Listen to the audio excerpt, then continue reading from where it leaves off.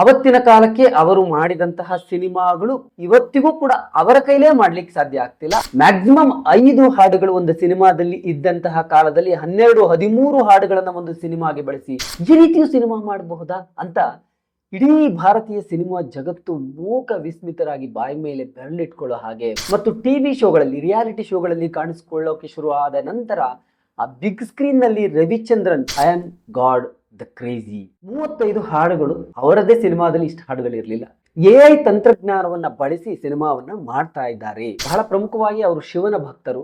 Eshwari productions ಅವರ production ಸಂಸ್ಥೆಯ ಹೆಸರೇ ಅದಾಗಿದೆ. ಕತೆ, ಚಿತ್ರಕಥೆ, ಸಂಭಾಷಣೆ, ಸಂಗೀತ, ಸಾಹಿತ್ಯ, ನಾಯಕ ನಟರಾಗಿ ಅಭಿನಯಿಸೋದ್ರ ಜೊತೆಗೆ ನಿರ್ಮಾಣ, ನಿರ್ದೇಶನ ಎಲ್ಲವನ್ನು ಕೂಡ ಇವರೇ ಮಾಡಿದ್ದಾರೆ. ಎಕ್ಸೆಪ್ಟ್ ಸ್ನೇಹಿತರೆ ನಮಸ್ಕಾರ. ಡೈಲಿ ಮಾಧ್ಯಮದ ಮತ್ತೊಂದು ವಿಶೇಷ ವಿಡಿಯೋಗೆ ನಿಮಗೆಲ್ಲ ಆತ್ಮೀಯ ಸ್ವಾಗತ. ಈ ಒಂದು ವಿಷಯದ ಬಗ್ಗೆ ಕಳೆದ ಹಲವು ದಿನಗಳಿಂದಲೂ ಕೂಡ ಮಾತಾಡಬೇಕು ಅಂತ ಅನ್ಕೊಳ್ತಾ ಇದ್ದೆ. ಯಾಕಂತ ಹೇಳಿದ್ರೆ ಕನ್ನಡ ಚಿತ್ರರಂಗದಲ್ಲಿ ದಾಖಲೆಗಳು ಅಥವಾ ಹೊಸ ಪ್ರಯೋಗಗಳು ಏನೇ ಆಗಿರಬಹುದು, ಅಂತಹ ಅನೇಕ ಪ್ರಯೋಗಗಳಿಗೆ ಮುನ್ನುಡಿಯನ್ನ, ಮೊದಲ ಹೆಜ್ಜೆಯನ್ನ ಹಿಟ್ಟಂತವರು ನಮ್ಮ ಕ್ರೇಜಿ ಸ್ಟಾರ್ ರವಿಚಂದ್ರನ್ ಅವರು. ಸಿನಿಮಾ ಮೇಕಿಂಗ್ ನಲ್ಲಿ ಹೊಸ ರೀತಿಯನ್ನ ಅವತ್ತಿನ ಕಾಲಕ್ಕೆ ತಂತ್ರಜ್ಞಾನ ಅಂದ್ರೆ ಟೆಕ್ನಾಲಜಿ ಅಷ್ಟು ಬೆಳೆದೇ ಇರುವಂತಹ ಸಂದರ್ಭದಲ್ಲೇ ಕನ್ನಡದಲ್ಲಿ ಸಿನಿಮಾ ಮೇಕಿಂಗ್ ನಲ್ಲಿ ಒಂದು ಹೊಸ ಟ್ರೆಂಡ್ ಅನ್ನ ತಂದಂತವರು ಕ್ರೇಜಿ ಸ್ಟಾರ್ ರವಿಚಂದ್ರನ್ ಅವರು. ಅವತ್ತಿನ ಕಾಲಕ್ಕೆ ಅವರು ಮಾಡಿದಂತಹ ಸಿನಿಮಾಗಳು ಇವತ್ತಿಗೂ ಕೂಡ ಅವರ ಕೈಲೇ ಮಾಡ್ಲಿಕ್ಕೆ ಸಾಧ್ಯ ಆಗ್ತಿಲ್ಲ. ಅಷ್ಟೇ ಅಲ್ಲ, ಇಡೀ ಭಾರತೀಯ ಚಿತ್ರರಂಗದಲ್ಲಿ ಯಾರಿಗೂ ಕೂಡ ಅದನ್ನು ಮಾಡ್ಲಿಕ್ಕೆ ಸಾಧ್ಯ ಇಲ್ಲ. ಅಂತಹ ಒಬ್ಬ ಅದ್ಭುತ ಟೆಕ್ನಿಷಿಯನ್, ಒಬ್ಬ ನಿರ್ದೇಶಕ ನಮ್ಮ ಕ್ರೇಜಿ ಸ್ಟಾರ್ ರವಿಚಂದ್ರನ್ ಅವರು. ರವಿಚಂದ್ರನ್ ಅವರ ಸಿನಿಮಾ ಅಂದ್ರೆ ನಮ್ಗೆಲ್ಲ ಮ್ಯೂಸಿಕಲ್ ಲವ್ ಸ್ಟೋರಿ ಸಿನಿಮಾಗಳು, ಹಾಡುಗಳಿಗೆ ಬಹಳ ಪ್ರಾಮುಖ್ಯತೆ ಇದ್ದಂತಹ ಸಿನಿಮಾಗಳು. ಬಹಳ ವಿಶೇಷವಾಗಿ ಕನ್ನಡದಲ್ಲಿ ಪ್ರೇಮಲೋಕ ಸಿನಿಮಾವನ್ನ ಮಾಡಿದಂತಹ ಸಂದರ್ಭದಲ್ಲಿ 3-4 ಮ್ಯಾಕ್ಸಿಮಮ್ 5 ಹಾಡುಗಳು ಒಂದು ಸಿನಿಮಾದಲ್ಲಿ ಇದ್ದಂತಹ ಕಾಲದಲ್ಲಿ 12-13 ಹಾಡುಗಳನ್ನ ಒಂದು ಸಿನಿಮಾಗೆ ಬಳಸಿ ಬಹುತೇಕ ಎಲ್ಲ ಹಾಡುಗಳು ಕೂಡ ಹಿಟ್ ಆದಂತಹ ಒಂದು ದಾಖಲೆ ಅವರ ಹೆಸರಿನಲ್ಲಿದೆ. ಇಡೀ ಭಾರತೀಯ ಸಿನಿಮಾ ರಂಗ ಅವತ್ತಿಗೆ ರವಿಚಂದ್ರನ್ ಅವರು ಮಾಡಿದಂತಹ ಸಿನಿಮಾಗಳತ್ತ ತಿರುಗಿ ನೋಡ್ತಾ ಇತ್ತು. ಇವತ್ತಿನ ಖ್ಯಾತ ನಿರ್ದೇಶಕ ರಾಜಮೌಳಿ ಅವರ ಆದಿಯಾಗಿ ಅನೇಕರು ರವಿಚಂದ್ರನ್ ಅವರ ಸಿನಿಮಾಗಳನ್ನ ನೋಡಿ ನಾವು ಸಿನಿಮಾ ಮಾಡೋದನ್ನ ಕಲ್ತ್ವಿ ಅಂತ ಹೇಳೋದನ್ನ ನಾವೆಲ್ಲರೂ ಕೂಡ ಕೇಳಿದೀವಿ. ಸೊ ಇತ್ತೀಚೆಗೆ ಪೋಷಕ ಪಾತ್ರಗಳಿಗೆ ಶಿಫ್ಟ್ ಆದ್ಮೇಲೆ ಎಲ್ಲೋ ಒಂದು ಕಡೆ ನಮ್ಮ ಆ ಒರಿಜಿನಲ್ ರವಿಚಂದ್ರನ್ ಅವರು ಅಂದ್ರೆ ಕ್ರೇಜಿ ಸ್ಟಾರ್ ರವಿಚಂದ್ರನ್ ಅವರು, ಶೋಮ್ಯಾನ್ ರವಿಚಂದ್ರನ್ ಅವರು ಕಣ್ಮರೆಯಾಗಿದ್ರು ಅಂತ. ಸೊ ಮತ್ತೆ ಅವರು ಒಂದು ಹೊಸ ಪ್ರಯೋಗದ ಮೂಲಕ ಮತ್ತೆ ಅಭಿಮಾನಿಗಳ ಮುಂದೆ, ಪ್ರೇಕ್ಷಕರ ಮುಂದೆ ಬರೋದಕ್ಕೆ ಸಜ್ಜಾಗಿದ್ದಾರೆ. ಅದ್ರ ಬಗ್ಗೆ ಒಂದಷ್ಟು ಮಾಹಿತಿಯನ್ನ ನಾವು ನೋಡ್ತಾ ಹೋಗೋಣ. ಸಾಕಷ್ಟು ಇಂಟ್ರೆಸ್ಟಿಂಗ್ ಮಾಹಿತಿಗಳನ್ನ ಅವರು ಕೊಟ್ಟಿದ್ದಾರೆ. ಸೊ ನೀವಿನ್ನೂ ಕೂಡ ನಮ್ಮ ಚಾನೆಲ್ಗೆ ಸಬ್ಸ್ಕ್ರೈಬ್ ಆಗಿಲ್ಲ ಅಂತ ಹೇಳಿದ್ರೆ ಸಬ್ಸ್ಕ್ರೈಬ್ ಮಾಡ್ಕೊಳ್ಳಿ. ಹಾಗೆಯೇ ಪ್ರತಿಯೊಂದು ಅಪ್ಡೇಟ್ಗಾಗಿ ಬೆಲ್ ಬಟನ್ ಅನ್ನ ಒತ್ತಿ. ಓಕೆ ಸ್ನೇಹಿತರೆ, ಕ್ರೇಜಿ ಸ್ಟಾರ್ ರವಿಚಂದ್ರನ್ ಅಂತ ಹೇಳಿದ್ರೆ ಶೋಮ್ಯಾನ್, ರೊಮ್ಯಾಂಟಿಕ್ ಲವ್ ಸ್ಟೋರಿ ಸಿನಿಮಾಗಳನ್ನ ಮಾಡೋದ್ರಲ್ಲಿ ಸಿದ್ಧಹಸ್ತರು. 80ರ ದಶಕದಲ್ಲಿ ಸಿನಿಮಾ ರಂಗಕ್ಕೆ ಕಾಲಿಡ್ತಾರೆ. 85-86ರ ನಂತರ ಹೀರೋ ಆಗಿ ಗುರುತಿಸ್ಕೊಳ್ತಾರೆ. 87ರಲ್ಲಿ ಪ್ರೇಮಲೋಕ ಸಿನಿಮಾದ ಮೂಲಕ ಕನ್ನಡ ಚಿತ್ರರಂಗದಲ್ಲಿ ತಮ್ಮದೇ ಒಂದು ಛಾಪನ್ನ ಒತ್ತುತ್ತಾರೆ. ನಟರಾಗಿ, ಅದೆಲ್ಲಕ್ಕಿಂತ ಮಿಗಿಲಾಗಿ ಒಬ್ಬ ಅದ್ಭುತ ತಂತ್ರಜ್ಞರಾಗಿ, ಒಬ್ಬ ಅದ್ಭುತ ನಿರ್ದೇಶಕರಾಗಿ ಒಂದು ದೊಡ್ಡ ಛಾಪನ್ನ ಒತ್ತುತ್ತಾರೆ. ಈ ರೀತಿಯೂ ಸಿನಿಮಾ ಮಾಡಬಹುದಾ ಅಂತ ಇಡೀ ಭಾರತೀಯ ಸಿನಿಮಾ ಜಗತ್ತು ಮೂಕ ವಿಸ್ಮಿತರಾಗಿ ಬಾಯಿ ಮೇಲೆ ಬೆರಳಿಟ್ಕೊಳ್ಳೋ ಹಾಗೆ ಮಾಡುತ್ತೆ ಪ್ರೇಮಲೋಕ ಸಿನಿಮಾ. ಅದಾದ ನಂತರ ಅವರ ನಿರ್ದೇಶನದಲ್ಲಿ ಬಂದ ಸಿನಿಮಾಗಳು ಒಂದಲ್ಲ ಎರಡಲ್ಲ ಅದ್ಭುತವಾದಂತಹ ಸಿನಿಮಾಗಳು, ಒಂದಕ್ಕಿಂತ ಒಂದು ಅದ್ಭುತ ಸಿನಿಮಾಗಳು. ತಂತ್ರಜ್ಞಾನ, ಟೆಕ್ನಾಲಜಿ, ಅವತ್ತಿನ ಕಾಲಕ್ಕೆ ಡಿಜಿಟಲ್ ಕ್ಯಾಮೆರಾ ಇರಲಿಲ್ಲ, ಟೆಕ್ನಾಲಜಿ ಅಷ್ಟೊಂದು ಮುಂದುವರೆದಿರಲಿಲ್ಲ. ಅಂತಹ ಕಾಲಘಟ್ಟದಲ್ಲೇ ಅವರು ಎಂತೆಂಥ ಪ್ರಯೋಗಗಳನ್ನು ಮಾಡಿದರು. ಸಿನಿಮಾಗಳಲ್ಲಿ ಹಾಡುಗಳಿಗೆ ಅವರು ಕೊಟ್ಟಷ್ಟು ಪ್ರಾಮುಖ್ಯತೆಯನ್ನು ಬಹುಶಃ ಭಾರತೀಯ ಚಿತ್ರರಂಗದಲ್ಲಿ ಯಾರು ಕೊಡ್ಲಿಲ್ವೇನೋ ಅಂತ ಅನ್ಸುತ್ತೆ. ಹೌದು, ಬಾಲಿವುಡ್ನಲ್ಲಿ ರಾಜ್ ಕಪೂರ್ ಅವರು ಕೂಡ ಶೋಮ್ಯಾನ್ ಆಗಿ ಹೆಸರು ಗಳಿಸಿದ್ರು. ಅವರ ಸಿನಿಮಾಗಳಲ್ಲೂ ಹಾಡುಗಳಿಗೆ ಪ್ರಾಮುಖ್ಯತೆ ಇರ್ತಿತ್ತು. ಆದರೆ ಒಂದು ಸಿನಿಮಾಗೆ ಇಷ್ಟೇ ಆಡುವಂಥ ಲಿಮಿಟ್ ಇದ್ದಂತಹ ಕಾಲದಲ್ಲಿ 10-12 ಹಾಡುಗಳನ್ನು ಒಂದು ಸಿನಿಮಾಗೆ ಹಾಕಿ ಅವತ್ತಿನ ಕಾಲಕ್ಕೆ ಜಯಿಸಿದವರು, ಒಂದು ದೊಡ್ಡ ಛಾಪನ್ನು ಒತ್ತಿದವರು. ಇದೀಗ ಹೊಸ ಪ್ರಯೋಗಕ್ಕೆ ಅವರು ಮುಂದಾಗಿದ್ದಾರೆ. ಇತ್ತೀಚೆಗೆ ರವಿಚಂದ್ರನ್ ಅವರ ನಿರ್ದೇಶನದಲ್ಲಿ ಬಂದಂತಹ ಸಿನಿಮಾಗಳು ಕಡಿಮೆ. ಇಲ್ಲ ಒಂದು ಕಡೆ ಕಳೆಗುಂದಿದ್ರ ರವಿಚಂದ್ರನ್, ನಿರ್ದೇಶಕ ಕಳೆದು ಹೋದ್ರ ಅಂತ. ಯಾಕಂತ ಹೇಳಿದ್ರೆ ಮಾಣಿಕ್ಯ, ಮುಂಗಾರು ಮಳೆ 2 ಸಿನಿಮಾಗಳ ನಂತರ ಅವರು ಹೆಚ್ಚು ಪೋಷಕ ಪಾತ್ರಗಳಿಗೆ ಶಿಫ್ಟ್ ಆದ್ರು. ಮತ್ತು ಟಿವಿ ಶೋಗಳಲ್ಲಿ, ರಿಯಾಲಿಟಿ ಶೋಗಳಲ್ಲಿ ಕಾಣಿಸಿಕೊಳ್ಳೋಕೆ ಶುರು ಆದ ನಂತರ ಆ ಬಿಗ್ ಸ್ಕ್ರೀನ್ ನಲ್ಲಿ Ravichandran, showman Ravichandran, crazy star Ravichandran ಅವರ ಒಂದು ಛಾಯೆಯನ್ನ ಬಹುಶಃ ನಾವೆಲ್ಲರೂ ಕೂಡ ಮಿಸ್ ಮಾಡ್ಕೊಂಡ್ವಿ. ಇವತ್ತಿನ ಜನರೇಷನ್ ಅವ್ರನ್ನ ನೋಡೋದಕ್ಕೆ, ನಾವೇನು ಜೆನ್ ಜಿ ಜನರೇಷನ್ ಅಂತ ಹೇಳ್ತೀವಿ, ಅವರಿಗೆ ನಿಜವಾಗ್ಲೂ ರವಿಚಂದ್ರನ್ ಅವರ ಹೆಸರನ್ನ ಅಥವಾ ಅವರ ಸಿನಿಮಾಗಳನ್ನ ನೋಡುವಂತಹ ಅವಕಾಶಗಳು ಸಿಕ್ಕಿಲ್ಲ. ಇವತ್ತಿಗೂ ಅವರು ಮಾಡಿದಂತಹ ಪ್ರಯೋಗಗಳು, ಅದು ಪ್ರೇಮಲೋಕ ಇರ್ಬೋದು, ಏಕಾಂಗಿ ಇರ್ಬೋದು, ಅಂತಹ ಸಿನಿಮಾಗಳು ಸೋಲು ಗೆಲುವು ಪಕ್ಕಕ್ಕಿಡೋಣ, ಆದ್ರೆ ಅವರು ಮಾಡಿದ ಪ್ರಯೋಗಗಳು ಅದ್ಭುತ.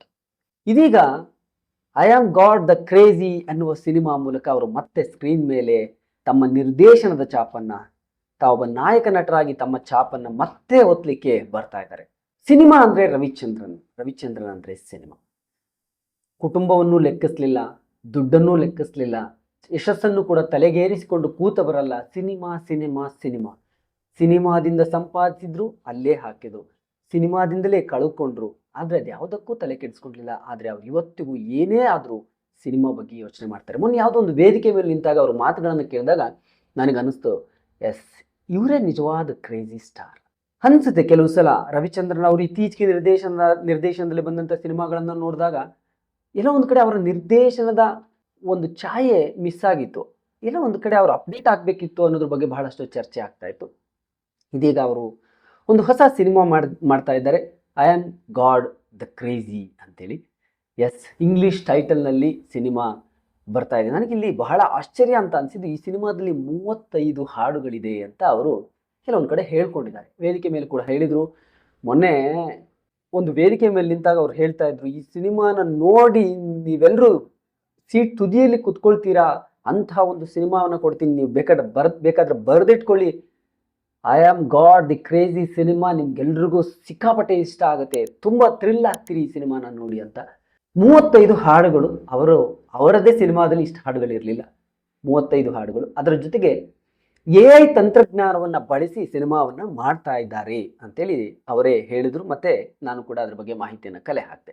ಇವತ್ತು AI ಬಹಳ ಮುಂಚೂಣಿಯಲ್ಲಿರುವಂತಹ ಟೆಕ್ನಾಲಜಿ, ಅದನ್ನು ಬಳಸಿ ರವಿಚಂದ್ರನ್ ಅವರು, ಅಂದರೆ ಇವತ್ತಿನ ಟೆಕ್ನಾಲಜಿಯನ್ನು ಬಳಸಿ ಯಾಕೆ ಮಾಡಬಾರ್ದು ಅಂತ ಯೋಚನೆ ಮಾಡಿದ್ದಾರೆ. ಆ ಟೆಕ್ನಾಲಜಿನ ಇಟ್ಕೊಂಡೆ ಸಿನಿಮಾ ಮಾಡ್ತಿದ್ದಾರೆ.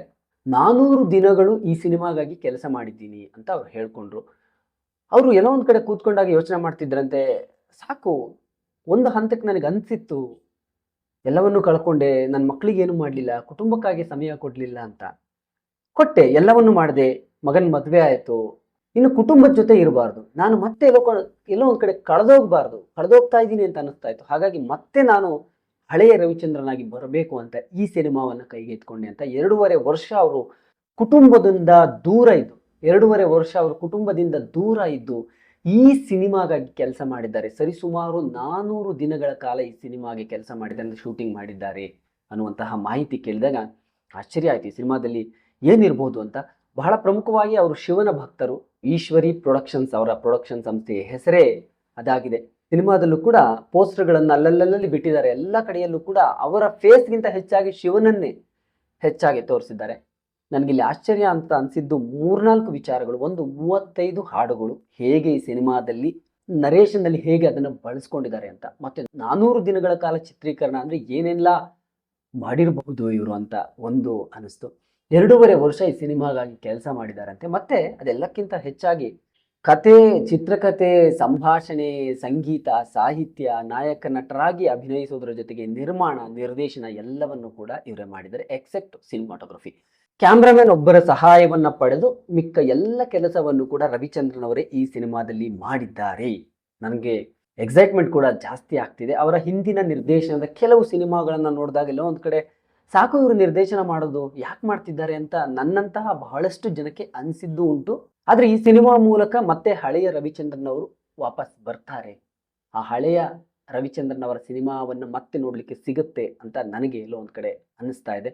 ಸಿನಿಮಾಗಾಗಿಯೇ ಬದುಕಿದ ಮತ್ತು ಸಿನಿಮಾವನ್ನೇ ಪ್ರೀತಿಸಿದಂತಹ ರವಿಚಂದ್ರನ್ ಅವರ I am God the crazy cinema ಹೇಗಿರುತ್ತೆ ನೋಡೋಣ. ಹೊಸ ತಂತ್ರಜ್ಞಾನ, AI ಟೆಕ್ನಾಲಜಿಯನ್ನು ಬಳಸಿ ಅವರು ಸಿನಿಮಾ ಮಾಡ್ತಿದ್ದಾರೆ ಅಂದಾಗ, ಟೆಕ್ನಾಲಜಿ ಇಲ್ಲದೇ ಇರೋ ಕಾಲದಲ್ಲೇ ಅಷ್ಟೊಂದು ಎಕ್ಸ್ಪೆರಿಮೆಂಟ್ಗಳನ್ನು ಮಾಡಿದವರು ಎಲ್ಲೆಲ್ಲಿ ಕ್ಯಾಮ್ರಾ ಇಡ್ತಿದ್ರು ಅಂತ ಯಾರಿಗೂ ಕೂಡ ಗೊತ್ತಾಗ್ತಿರಲ್ಲ. ಸಿನಿಮಾ ನೋಡಿದಾಗ ಏನಪ್ಪ ಇಷ್ಟು ರಿಚ್ ಆಗಿದೆ, ಇಷ್ಟು ಲ್ಯಾವಿಶ್ ಆಗಿದೆ, ಇಷ್ಟು ಅದ್ದೂರಿಯಾಗಿ ಸಿನಿಮಾ ಮಾಡಿದ್ದಾರೆ, ಕ್ಯಾಮ್ರಾನ ಹೇಗಿಟ್ಟು ಶೂಟ್ ಮಾಡಿದ್ದಾರೆ, ಅದನ್ನೆಲ್ಲ ನಾವು ಯೋಚನೆ ಮಾಡ್ತಿದ್ವಿ ಅವತ್ತಿನ ಕಾಲಕ್ಕೆ. ಇವತ್ತು ಟೆಕ್ನಾಲಜಿ ಮುಂದುವರೆದಂತಹ ಸಂದರ್ಭದಲ್ಲಿ ಅವರು ಒಂದು ಹೊಸ ಟೆಕ್ನಾಲಜಿಯನ್ನು ಇಟ್ಕೊಂಡು ಅದ್ದೂರಿಯಾಗಿ ಒಂದು ಹೊಸ ರೀತಿಯ ಸಿನಿಮಾವನ್ನು ಕೊಡಲಿಕ್ಕೆ ಹೊರಟಿದ್ದಾರೆ. ಸೊ ನಾವೆಲ್ಲರೂ ಕೂಡ ಕಾಯೋಣ. ಅವರು ಹೇಳಿರೋ ಹಾಗೆ ಮೇ 30ನೇ ತಾರೀಕು ಅವರ ಹುಟ್ಟುಹಬ್ಬದ ಸಂದರ್ಭದಲ್ಲೇ ಒಂದು ವಾರ ಹೆಚ್ಚು ಕಡಿಮೆ ನನ್ನ ಸಿನಿಮಾವನ್ನು ರಿಲೀಸ್ ಮಾಡ್ತೀನಿ ಅಂತ ಅವ್ರು ಹೇಳಿದ್ದಾರೆ. ಸೊ ಅವರ ಹುಟ್ಟುಹಬ್ಬಕ್ಕೆ ಒಂದು ಅದ್ಭುತವಾದಂತಹ ಗಿಫ್ಟ್ ಅವರ ಫ್ಯಾನ್ಸ್ಗೆ ಕೊಡೋದಕ್ಕೆ ಅವರು ಸಜ್ಜಾಗ್ತಾ ಇದ್ದಾರೆ. So I am God the crazy ಸಿನಿಮಾಗಾಗಿ ನಾವೆಲ್ಲರೂ ಕೂಡ ಕಾಯೋಣ ಹೇಗೆ ಸಿನಿಮಾ ಮೂಡಿ ಬಂದಿರುತ್ತೆ ಅಂತ. ಕ್ರೇಜಿ ಸ್ಟಾರ್ ರವಿಚಂದ್ರನ್ ಅವರು ಮತ್ತೆ ಬರ್ತಾ ಇದ್ದಾರೆ. Let's wait. ಸಮಸ್ತ ಕನ್ನಡಿಗರಿಗೂ ನಮಸ್ಕಾರ. ನಮ್ಮ ಸ್ನೇಹಿತರಾದ ಭಾಳ ಆಪ್ತಮಿತ್ರರು ನನಗೆ ಅಶೋಕ್ ದಾವಣಗೆರೆಜಿ ಅವರು ಡೈಲಿ ಮಾಧ್ಯಮ ಅಂದ್ಬಿಟ್ಟು ಒಂದು ಅದ್ಭುತವಾದ ಯೂಟ್ಯೂಬ್ ಚಾನಲ್ನನ್ನು ಮಾಡಿದ್ದಾರೆ. ಭಾಳ ಸಲ ನೋಡಿದ್ದೀನಿ ನಾನು, ತುಂಬ ಚೆನ್ನಾಗಿ ಬರ್ತಾ ಇದೆ ಕಂಟೆಂಟು. ನನಗೆ ಇತ್ತೀಚೆಗೆ ಆ್ಯಕ್ಚುಲಿ ನನಗೆ ಗೊತ್ತಿರಲಿಲ್ಲ ಅವ್ರದ್ದೇ ಅಂತಂದ್ಬಿಟ್ಟು. ಇವಾಗ UI ಪಿಕ್ಚರ್ಗೆ ಸರ್ ಒಂದು ಇಂಟರ್ವ್ಯೂ ಬೇಕು ಅಂದಾಗ ಇವಾಗ ಗೊತ್ತಾಯಿತು, ಡೈಲಿ ಮಾಧ್ಯಮ ನಮ್ಮ ಅಶೋಕ್ ಜಿ ಅವ್ರದ್ದೇ ಅಂತ ಅಂದ್ಬಿಟ್ಟು. ಎಲ್ಲ ಕನ್ನಡಿಗರು ಸಬ್ಸ್ಕ್ರೈಬ್ ಮಾಡಿ. ಭಾಳ ಅದ್ಭುತವಾದ ಬರವಣಿಗೆ ಇರ್ತದೆ.